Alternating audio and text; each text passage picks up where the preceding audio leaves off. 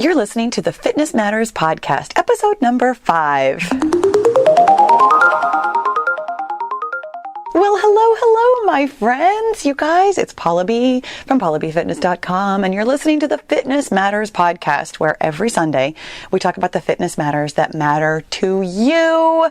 And this one, like always, totally matters. And you know what? Even if you don't think it matters, I'm super glad that you clicked on it, because this one is one of those things where it kind of mostly matters because it's the time of year that we talk about this kind of thing. We are talking about making successful resolutions. I know. And some of you are like, I don't like to make resolutions, not a fan. Resolutions feel so whatever, so forced, so difficult, so lots of different things. And if that is you, thank you especially for clicking on this episode, because here's the thing about making successful resolutions. You know, sometimes on this podcast, if you have listened before, if you haven't listened before, I mean, thank you, welcome. I'm super happy to meet you. I'm glad you're here.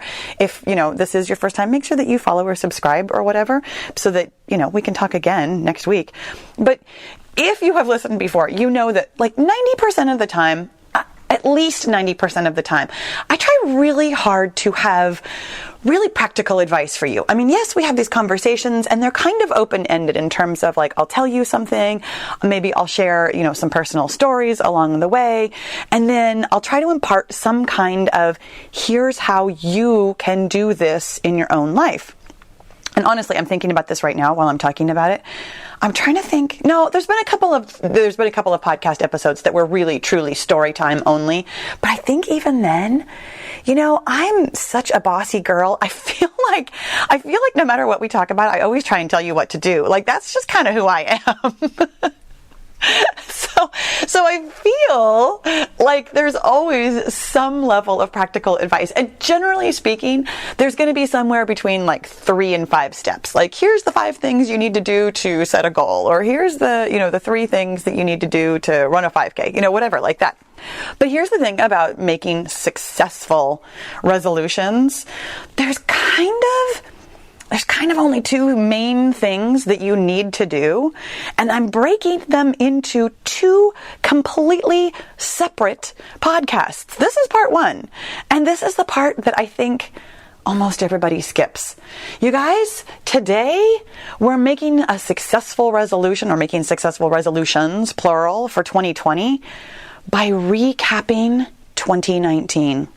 I have to tell you, this is something that I honestly didn't start doing until, 3 years ago. And I remember exactly where this idea came from. There's this girl, Kelly, that I hope is listening actually, who used to comment all the time on all my videos, and she's going through her own stuff right now and has commented less, but I know that she still pops in once in a while, and I really appreciate her as a follower and frankly as somebody who has become a friend.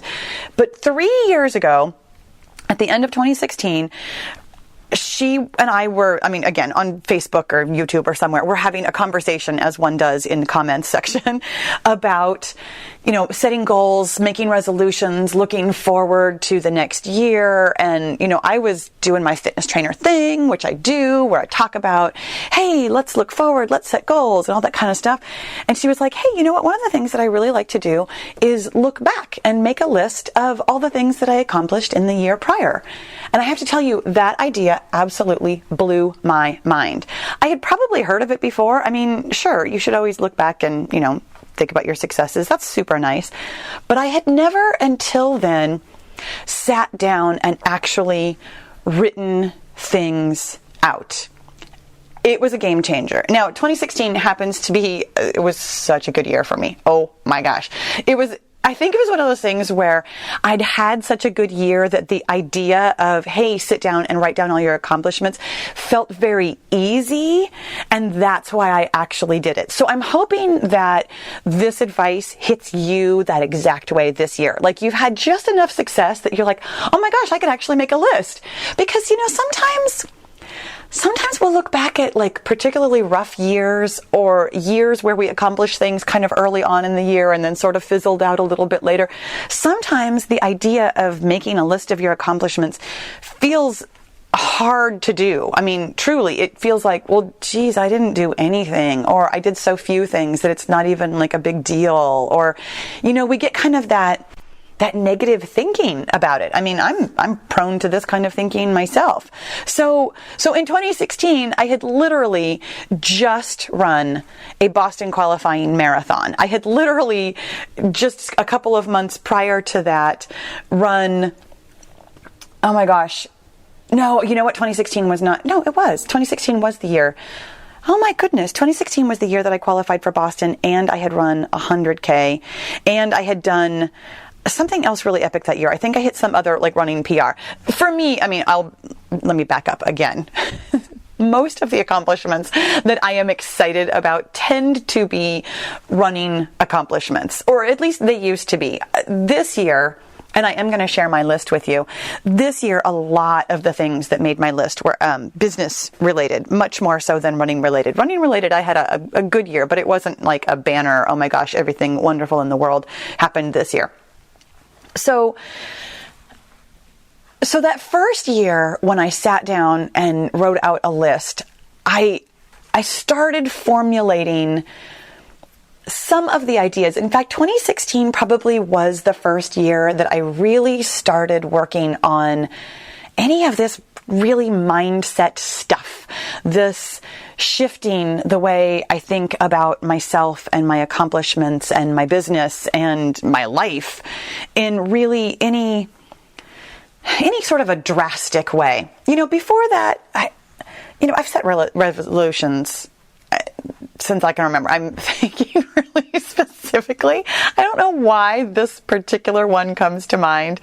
I vividly remember being in 6th grade and listing out some New Year's resolutions. And the two that I can remember were drink more water and be nicer to people. And it totally makes me laugh. It makes me laugh for a couple of reasons. Number one, because drink more water is still on my resolution list, except that now I'm a little bit better at saying drink, 64 ounces of water per day versus like what I used to do with just drink more. More doesn't have an end. We've talked about this. Can I come up with an entire podcast episode where we've talked about the difficulty of that kind of language? I'm not sure if I've devoted an entire podcast to that, and that's going on the idea list, my friends.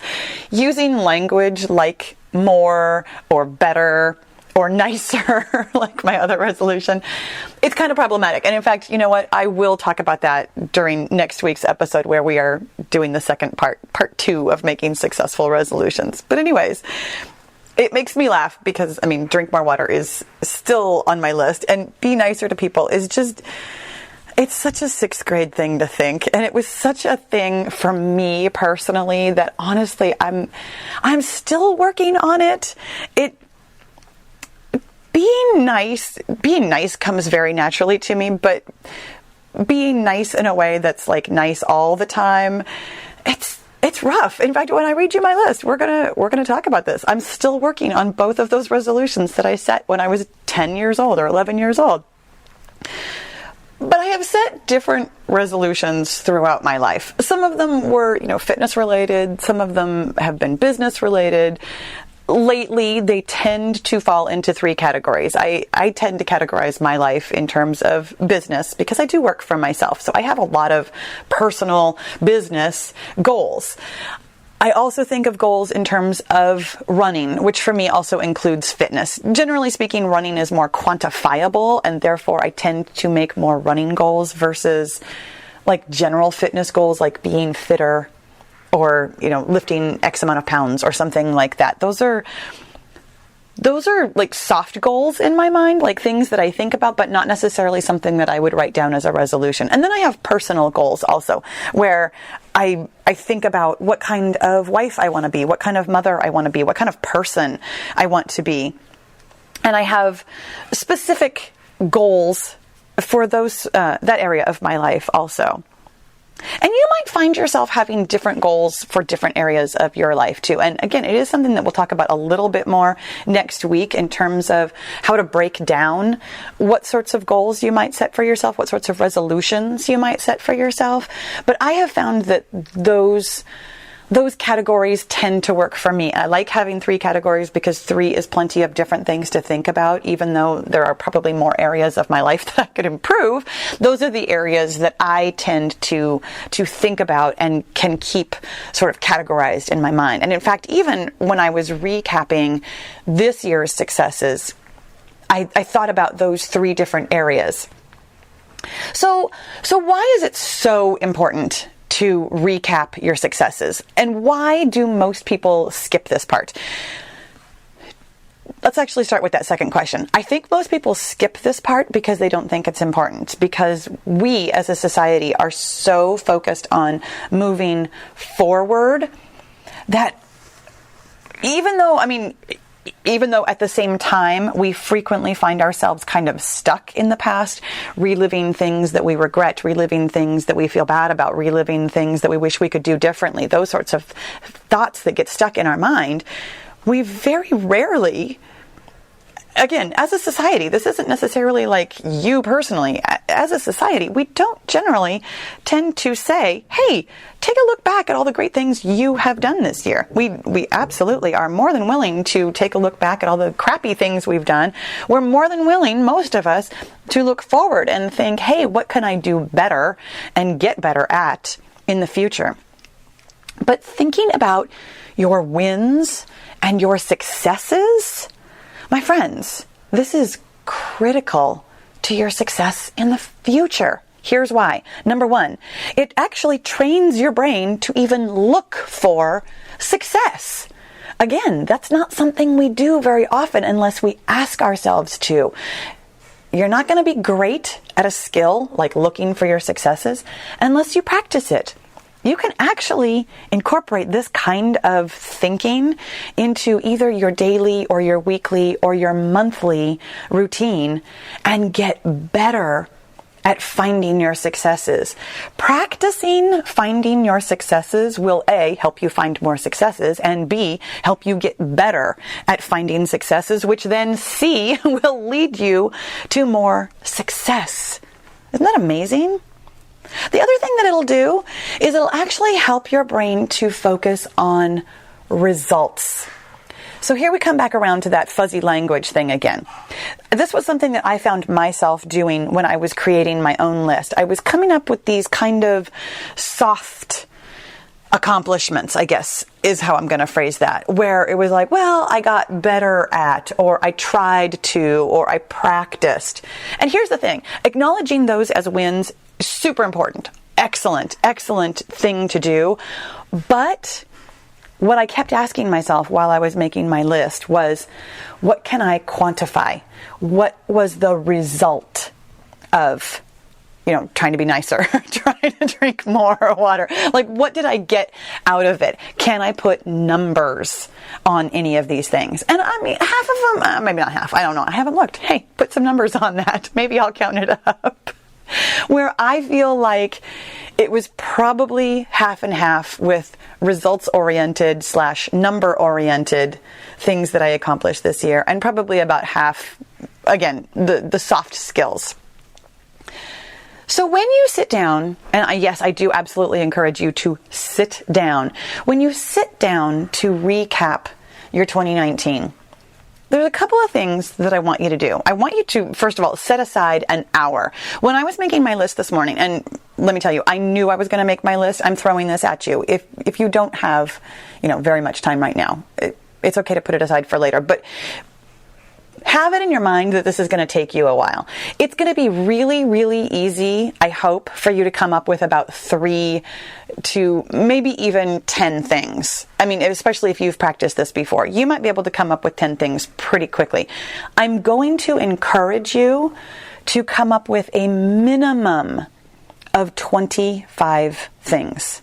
That's a lot. That's something every other week. My wow, you're amazing at this goal for you would be to come up with 52, because that would be like one thing every week. And not that you have to have them in any kind of chronological order or that it's on any kind of a timeline like one a week. It's just kind of a nice thing to think about in terms of, we're ending the year, there were 52 weeks. It's a logical, organized brain kind of thing. So that's my encouragement for you, is to set aside an hour and aim for 52 things. Now, I'll tell you, it took me about 20 minutes because I was in a little bit of a hurry, and I'm gonna finish my list later, but it took me about 20 minutes to come up with 25 things. A, because I've practiced this before, so it was a little bit quicker for me. B, I knew I was going to do this because I knew that I was going to talk about this topic today. And also, I had a pretty good year. I'll be honest. This year was a little bit easier, again, for me to do this process because I felt successful in 2019. And therefore, it was a little bit simpler to wrap my brain around. It was a little bit easier for me to come up with and remember good things that happened. The last couple of years, it hasn't been quite that easy, other than 2016. 2016 was a banner year. I've done this practice. I think I skipped 2017. In fact, I know I skipped 2017. 2017 was when my sister passed away in December. So I know for a fact that I did not set any goals or resolutions at all for 2018. And I'm pretty sure I didn't do the recap. I know in 2018 that I did a pretty brief recap. And I know for a fact that I actually set some pretty lofty resolutions and goals for myself in 2019. And again, we're going to talk about that next week, where we can make successful resolutions part 2. But for right now, recapping this year's successes, set aside an hour, aim for 52 items. And here's something super important. Write them down.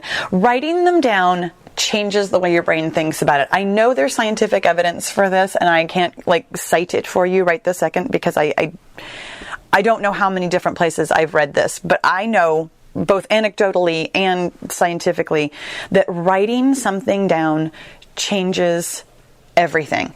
It must make it more permanent in our brains somehow. And in fact, I'm thinking about this right now. When you think something, your brain is accustomed to, hearing your thoughts all day, every day. But that higher part of our brain, the prefrontal cortex, that's the part of our brain that actually created and uses language. So I suspect that writing down something that you can read uses that prefrontal cortex in a way that thinking could be still using, what we call the lizard brain, the brain that all of us has that's mostly instinctual and for all intents and purposes is the subconscious. Your subconscious mind hears things all the time. And yes, it hears it in language, but putting that language outside of your body onto paper makes it feel and seem more permanent and uses your higher brain because you've had to bring the thought out of your brain and into your hand and onto the paper. I'm going to go with that. I'll see if I can find some kind of article or something with some kind of scientific reasoning behind why writing something down changes your brain. But just, it does.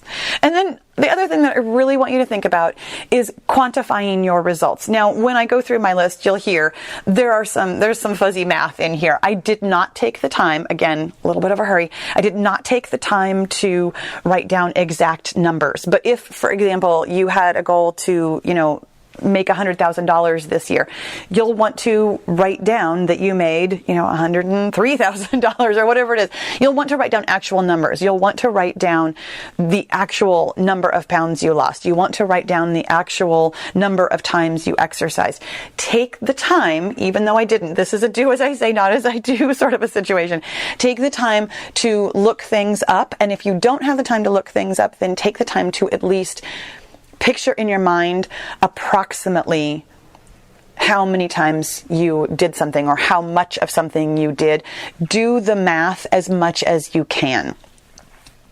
Again, it forces your brain to think about things in a concrete way, not just, I drank more water. You're comparing yourself with either all or nothing. So yes, it's good if you're comparing it against nothing, but no, it's bad if you're comparing against all. By having a concrete number and knowing how close that was to your actual goal of drinking, X number of ounces every day, it will help you focus on exactly what you accomplished. Again, here's something that, not even again, I apologize. I did not already mention this. The way you think about what you've accomplished is what's going to help you accomplish more. And in that example, specifically, I drank more water. You are subconsciously, like I said, comparing yourself between all or nothing.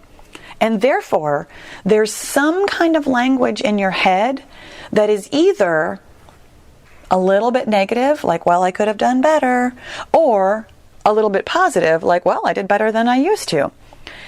And until you acknowledge which one it is, you could very well be, because we all have years of practice with this, leaning towards that negative side. Could have done better, should have done better, should have lost more weight, should have had more water, should have exercised more. That fuzzy language of more or better or some, it opens your brain to self-criticism. Quantifying your accomplishments closes that door. It says, nope, I drank 120 ounces of water 7 days last week. That's a concrete, quantifiable accomplishment that your brain, your subconscious brain, cannot argue with. Therefore, it will feel more like an accomplishment. Excuse me. Getting all choked up about these accomplishments. Actually, my mouth is getting dry.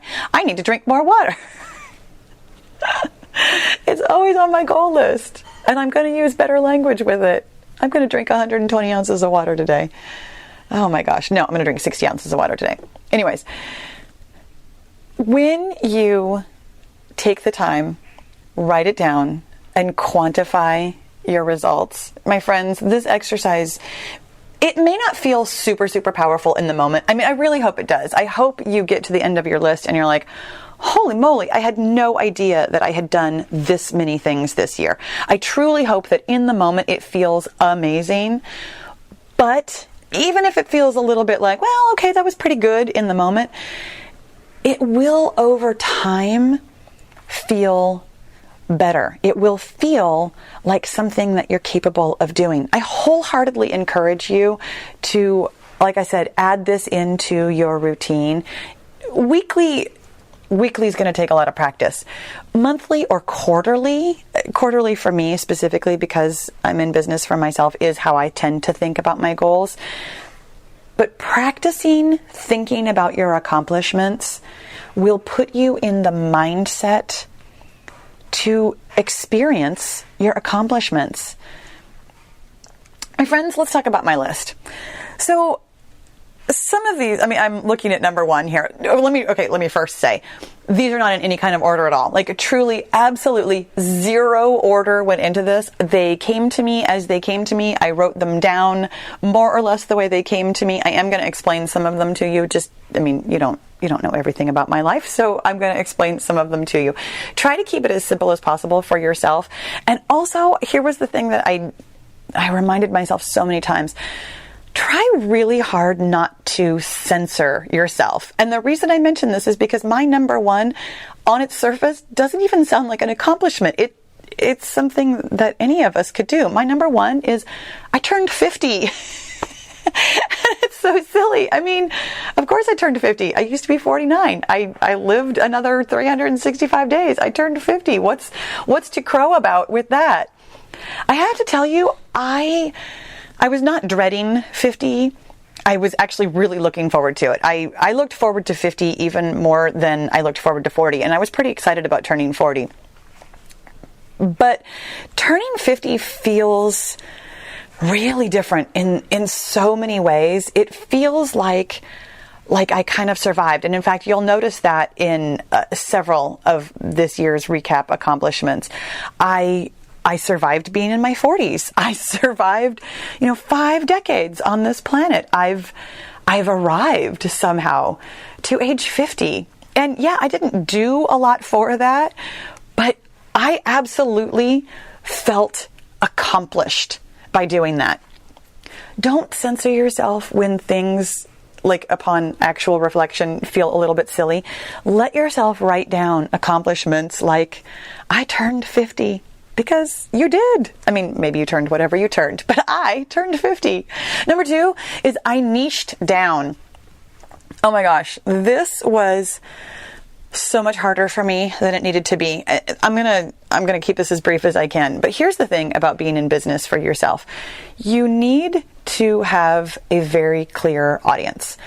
I spent 6 years so far on YouTube trying so hard to be all the things to all the people, and ended up being not a whole lot to not a whole many.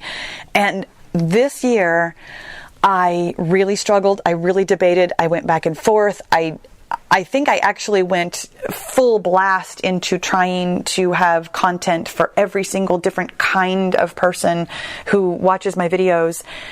And I finally decided that in order to be successful, I needed to listen to every piece of business advice I've ever heard, ever since I've been in business for myself, which is to niche down. It was super, super scary for me because I knew for a fact that I would lose people. That by saying I make workouts for women over 50, that I was going to possibly alienate men, for example, even though, 90% of my audience was women anyways. It still is. I actually don't think I've lost any male followers. I could alienate women or men of all ages, specifically younger people. I could alienate the people who loved my older workouts where I was trying really hard to pretend like I was younger than I was, and I made really, really difficult workouts. I could alienate runners because I don't really make running videos anymore very often. I could alienate lots of people for lots of reasons. And it was super, super scary to say this specific video content is all that I am going to provide. Quickly on this, again, this could be an entire podcast in itself, but that sort of thinking where I felt like narrowing down eliminated my choices, which it does, but I felt like I wouldn't be doing enough. I wouldn't be providing enough. I wouldn't be successful because there would be this lack. I would only be providing to one kind of person. Was really hard for me to overcome. And what I have found is that by telling that one kind of person that I am always going to make content for them, that I have found so much more success. Because as a YouTuber, you have to let people know what they're going to get from you. You know this, when you consume any kind of product or are a customer of any kind of business, you know that you want to get from them the thing that they provide. You buy cheese from Tillamook because you know that they make good cheese. They also make yogurt and other, dairy products, but Tillamook isn't trying to make, I can't come up with something else off the top of my head. They're not trying to make corn chips, for example. You know what you're going to get. I, as a business provider, needed to tell you that this is what you're going to get. And that was a huge mental accomplishment for me. I'm going to keep moving on with my list now, even though I could talk about that more. Number 3 is I more than doubled 2018's income. That was huge. That was actually my number one focus this year, was working on, this is going to sound so crass, but I'm going to say it anyways. I was working on making more money. Again, I've been in business for 6 years now on YouTube, and 2018 was really, really, really, really close to being my last year in business. I didn't want to quit, and so therefore I'm really thinking hard about how I want to say this. I didn't want to quit. I knew I wasn't going to quit, but I also, after 5 years in business, wasn't even, for the time that I was putting in, I wasn't even making minimum wage. I was not making a living wage. And I love what I do. I adore what I do. This is the best job I've ever had, and boy, do I have a good boss. But I wasn't making money.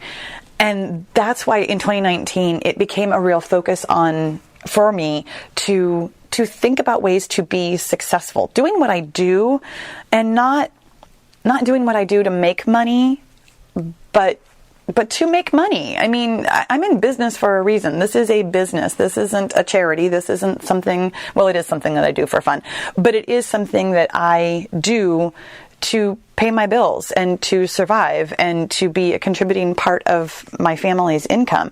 And so 2019 was I'm going to call it a livable wage. I actually still have some pretty lofty goals for 2020, partly because I'm finding some success and partly because I would like to be more helpful to my family. I would like to do more. I'd like to be more. I'd like to create more. I would like very much to help you find success too, which helps me find success. So that was huge. More than doubling my income. I mean, again, 2018's income was really tiny, but more than doubling it felt like just an enormous accomplishment. I'm super, super proud of that one.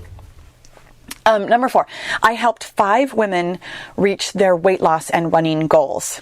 And the number 5 is, you're going to be like, wow, only 5? Not entirely true. I've heard from at least, I'm going to say definitely dozens, probably hundreds, and maybe even at this point, thousands of women who told me through comments and such that, I've changed their lives, that I've helped them reach goals, that I've helped them accomplish things, that I've gotten them started on running when they didn't think they could run, that I've gotten them off the couch when they didn't think that they could exercise. I hear these things pretty frequently, and I don't mean to discount them, because every time I get a message like that or hear a comment like that, it feels amazing. But what I'm going with really specifically on this one is that I personally, one-on-one, coached 5 different women to reach their weight loss and running goals through personal coaching, which is something that I've really added. I've really added that this year. I've done personal coaching kind of off and on, and it's been sort of something I do, but it's something that I am going to actually be focusing on a little bit more in 2020. And that's part of why I was thinking about it when I was working on this list today, is that I really helped 5 women personally achieve goals that they needed help with. And that feels amazing to me. I mean, this is the reason I love my job so much, is helping people do things that they didn't think they could do. Number 5, I created several new products, which was really exciting because I hadn't exactly forgotten, but I hadn't really sat down and thought about what I created this year. I created a new weight loss for women after menopause program. I created a flexibly fit program. I just created a weight loss over 50 program. I created a fitness over 50 program. I think those are the main ones. I've retweaked and rejiggered a couple of older programs.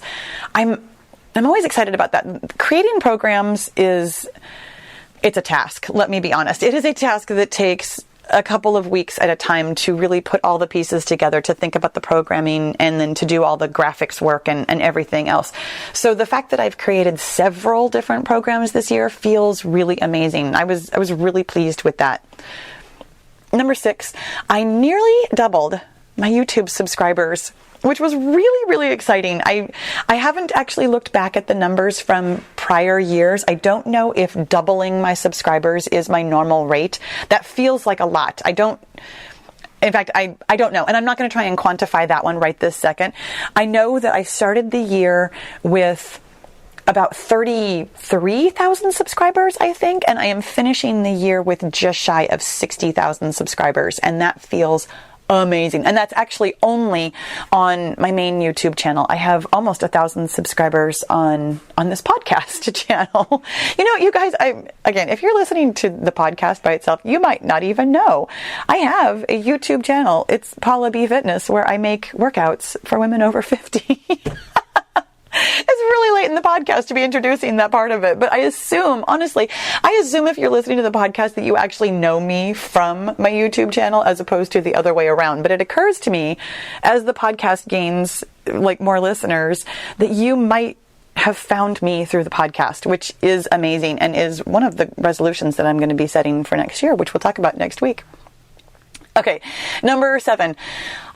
I survived another year of Vicky being gone. That's my sister who passed away in 2017. And this is another one of those things where it's like, okay, time passes anyways, Paula, but it does feel like an accomplishment. I feel better about time passing this year than I did last year. And thinking about it as an accomplishment that I survived another year, that I, made some mental changes in how I have been dealing with grief. I've made some physical changes in how I'm dealing with grief. It really, when it popped into my head as an accomplishment, I wrote it down before I could let myself overthink it, because it feels like an accomplishment. So therefore, it went on the list. In that same vein, I navigated the boys, that's my kids. I navigated the boys' 19th and 21st years. My kids are 19 and 21 right now. And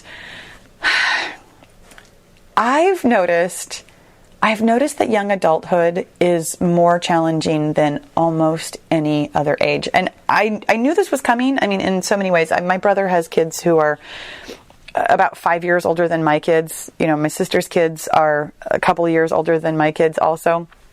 So I've watched, that parenting thing from my siblings, and I remember being 19 and 20, really everything from about 16 to 25 was just so difficult for me that I'm not surprised at how they're kind of feeling right now at this age. But it's really interesting being on this side of it and navigating their young adulthood and our changing relationship as they become adults themselves. Feels like an accomplishment to me. It really does.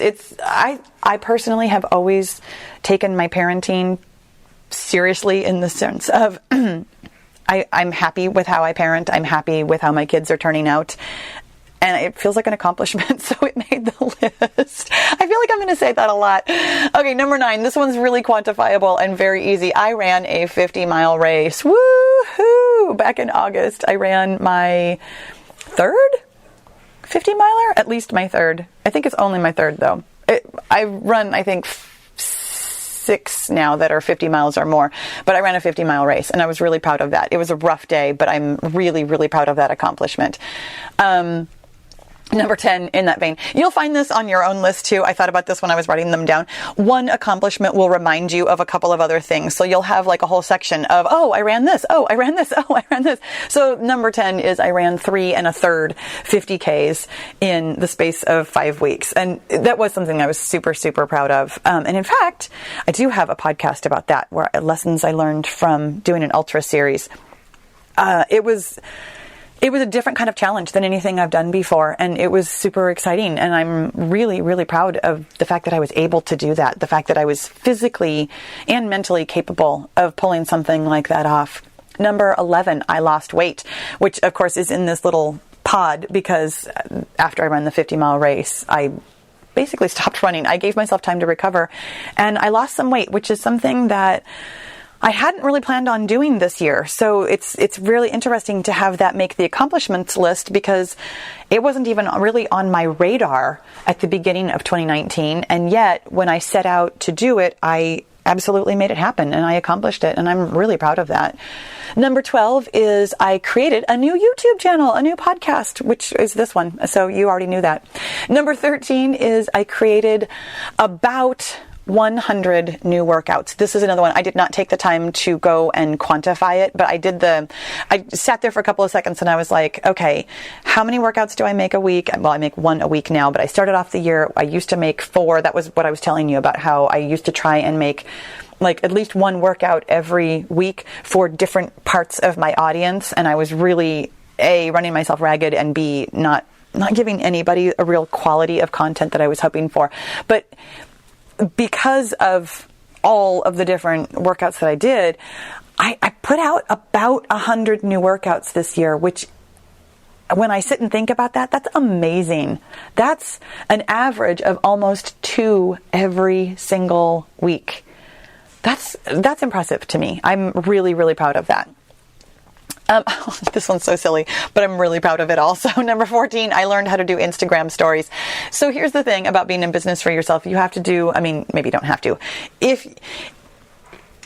depending on what kind of business you run, you more or less need a social media presence. So I do all my own social media. I research how, and I've known for a long time that I needed to do Instagram stories because they're important, but I had never just popped in there and gone for it. And so about 2 months ago, I started publishing Instagram stories, and it feels huge because I did not know what I was doing. And they're super fun.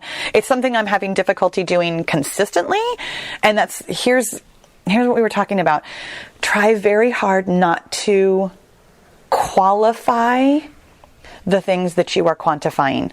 I am proud that I got into Instagram stories, that I figured out how to do it, and that I made it happen. There is room for improvement, absolutely, but that's not what I'm focusing on with this list. When you are recapping your year, focus on the results, focus on your wins. And yes, of course, there will be times where you'll think about, oh, I could have done this, or I should have done this, or I want to do this. Go ahead and use that as information to fuel part 2 that we're going to talk about next week, about where you want to go from here. When we're recapping, we're really focusing on the win aspect of it, not the where can I improve thing. Number 15, I hired help. This, again, was huge. This might be super, super easy for other people to do, but admitting that I needed help and then paying money when, again, coming back to the, I'm barely making a living wage thing, it's been really hard for me to put money into the business when I felt like I wasn't making money. But I have learned that when I pay other people to do things, it frees me up to do the stuff that makes money. I can do more coaching. I can create more programs. I can create more workouts. I can do the things that are important to business versus constantly creating graphics or pinning things on Pinterest, or doing the kind of, not menial tasks, but the day-to-day tasks that take a lot of time, but that don't earn money. So that was huge. Number 16, in that vein, I went to an accountant for taxes. I mean, speaking of money fears, paying taxes as a person who is in business for myself, it is something that I know has held me back. I am working on this fear that I have that, the more money I make, the more taxes I'll have to pay. And that whole owing money in April thing, it's been a huge, huge mental hurdle for me to work on at all. And so hiring an accountant who can look at all my business income and look at my, my expenses and say, yes, here we go, and file the taxes for me, was just an enormous relief. And honestly, it made me feel like a real business person, which was very exciting. Number 17, I spent really good quality time with both boys. And this was something that I wrote that down as it's a very soft thing. But when I wrote it down, I was thinking really specifically of a couple of conversations that I had with each of them individually when we were just able to spend time together in a way that made me really happy, and I think strengthened our bond as mother and son. And even mother and sons, even with both of them together, there were a lot of times this year where I just felt really good about my parenting, and that's why it made the list twice. And in fact, I think it even makes it a third time because I was really happy with that. Number 18, I started a Q&A in the Hive. Okay, so the Killer Beehive is my super private and supportive Facebook group, and it's getting bigger, which is awesome, but it's also getting difficult to make sure that I give the kind of attention to everybody that I want to give. And so I had what I thought was a brilliant idea of hosting a weekly question and answer session, and it's working out, I think, really, really well. And so I feel like it is a huge accomplishment that I, A, had that idea, and B, am implementing that idea. Number 19, I practiced self-love in a significant way. And again, I actually quantified this for myself. I have started a daily practice of managing my mind. And I've been working on this. Well, I've been working on my mindset for years, like we talked about, probably since about 2016 in a really significant way. But this year I took it a step further, and it became a daily practice where I set aside time every single day to work on self-love and to think about myself and loving myself and accepting myself and understanding myself. And I'm really, really proud of the fact that I've done that, but also I'm really proud of the results that it's bringing about. And that's part of why this podcast even exists, is because it's so important to love yourself. And it's something I feel so passionately about, that I like sharing these messages every single week with you so that you can experience the kind of profound change that I have. Number 20, and I don't know why this was related in my mind, but I think it was. Number 20 is I drove on a super scary road in Hawaii. And actually, I do know why that's related, because I was thinking about how one of the things that I am working on with my self-love journey is doing scary things. I mean, sometimes they're kind of physically scary, and sometimes they're just mentally or emotionally scary. But when we went to Hawaii in June, I did not drive the road to Hana, if you've ever done that one. We went around the north part of the island, which is essentially the same thing. It is literally a single lane road with a couple of bump outs to be able to let other people pass. And it was one of the most terrifying things I've ever done in my entire life. And I'm not going to pretend like, oh, I did that and I didn't cry, or I didn't yell, or I didn't feel scared. I absolutely did all of those things. I was in tears. I don't think I yelled, but I definitely raised my voice, and I definitely had to talk myself through it. I felt fearful the entire time we were on the road, but I did it anyway. And I'm super, super proud of that. Number 21 is I gave up caffeine, which is actually part of the self-love thing too. I realized that caffeine was really making me, or not helping, my anxiety. And I have been drinking coffee. Oh my gosh, no, I've been drinking caffeine, not just coffee. I've had soda. I remember calling my mom at work when I was probably 7 years old to ask her if we could split a Pepsi 3 ways. That's how long I've been drinking soda. And in fact, I'm sure that wasn't even my first time. I think I've been drinking soda since I was really, really young. So I've had caffeine most of my life, if not really all of my life. And I am so happy to not rely on it anymore. I do still drink decaf coffee. I still like the routine of that in the morning, but not having that caffeine headache, not feeling like, oh, I really need a dose of caffeine or a cup of coffee to wake me up, or that reliance on it that I know I used to feel. I'm really, really happy to not feel that anymore. Number 22, I helped Dave, that's my husband, I helped Dave run his dream goal. This is one of those things that I know that, in fact, there's several of them, the next couple, that are helping accomplishments. And you might set your own boundaries on whether or not you think of them as accomplishments or not. I personally feel amazing that I was able to help my husband accomplish something that he felt was amazing. I was so proud to be part of that.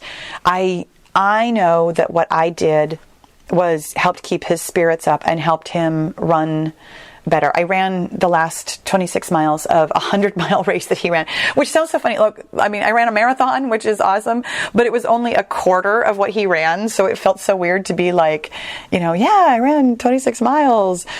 But, he ran so far. It took him just shy of 24 hours, which was the whole point. He wanted to come in under 24 hours. And the fact that I was able to be there for him and help keep his spirits up and help him run was so much more than he wanted to. He wanted to walk, and I kept saying, let's go, let's go, let's go. And I'm proud of him. Obviously, his accomplishment in that situation is significantly more than mine. But that doesn't take away how much of an accomplishment it was for me. And I want that to be super clear when you are writing down your accomplishments. Helping somebody else do something super epic is an accomplishment for you too. And in that vein, number 23, I helped Andy, that's my older son, run his first marathon. I helped him train. I helped him create his training plan. I rode my bike with him on some long runs. I'm so proud of his accomplishment, and it is his accomplishment because ultimately, he had to do the thing. But I'm happy and proud of myself for making the time to do it and for being invested in his accomplishment and for accomplishing it myself.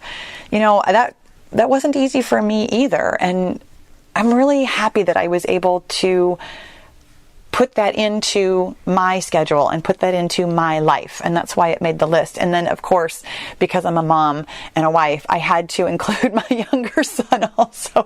You'll find yourself doing this too, especially if you do the helper accomplishments like this. So I helped Jake, that's my younger son, I helped him gain muscle mass this year. This is something that when we sat down at the beginning of the year and talked about his goals for himself, he really wanted to bulk up. And it was interesting listening to him set resolutions where we really tried to quantify it. Like, what exactly do you want to get out of it? What do you want to look like? What do you want to feel like? What are you going to do? How are you going to get there? And it's really been an ongoing conversation all year with him trying to manage how he feels versus what he's doing and what he wants. And it's been a huge accomplishment for him, of course, to do all the actual work. But I'm, again, really proud of myself for helping coach him and not just, nag him to get up and work out, but helping coach him and answer questions about what's the right thing to do here, or what can I expect to get from this, or, how do I quantify something when I just want to feel big? And yet, I don't know if you've ever tried to gain muscle or lose weight. There are times when your body still feels exactly the same as it's always felt. And getting past that kind of mental hurdle, it requires some help. And I have helped coach him through that. And I'm really proud of that. That's why it made the list. And, okay, again, number 25, I'm finishing up with another money thing. I helped pay for a lot of things this year. When we got new flooring, when we paid off our cell phones, I helped pay for the trip to Hawaii. We went to North Carolina. We went to Southern California. I was able to be part of the family income in a way that I have never been before. And that felt amazing. So that's my 25. I know this turned really personal, but I want you to understand that your accomplishments don't have to be the kind of accomplishments that other people think are a big deal.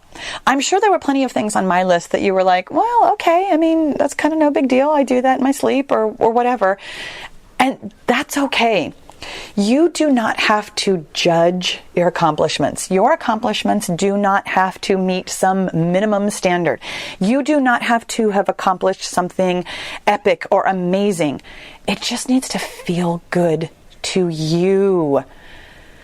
There's no prize at the end of this task here, except for you feeling good about what you've done this year. And therefore, when you focus on the things that make you feel good, that's all you need to do. I really hope that this has been helpful for you. I know, we got off on lots of different topics this week, but I really hope that this has been helpful for you in a way that can actually spur you to sit down and do this task. I cannot stress enough how important this part of the process is. It was so important that I just made an entire rather long episode of the podcast for it. Part 1 of making successful resolutions is recapping this year's successes. I wholeheartely encourage you to do it. I'm losing my voice now, which means we've talked for a long time. Excuse me.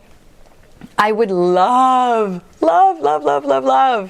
to hear anything about your list. You can just give me a number. Hey, I came up with 87 things. You can tell me some of the specifics. You can tell me your whole list. Whatever you want to share is what I want to share. And I love it when you do. You can find me on social. I'm always on, in the show notes, either below if you're watching on video or if you're listening on the podcast or whatever. You can always find me at paulabfitness.com. You can always find me on YouTube with the Fitness Matters podcast. You can always find me on Instagram, the Fitness Matters podcast. I'm findable. I'm everywhere. I'm everywhere, man. You know how this works. You guys, thank you so much for listening. Make sure that you follow or subscribe.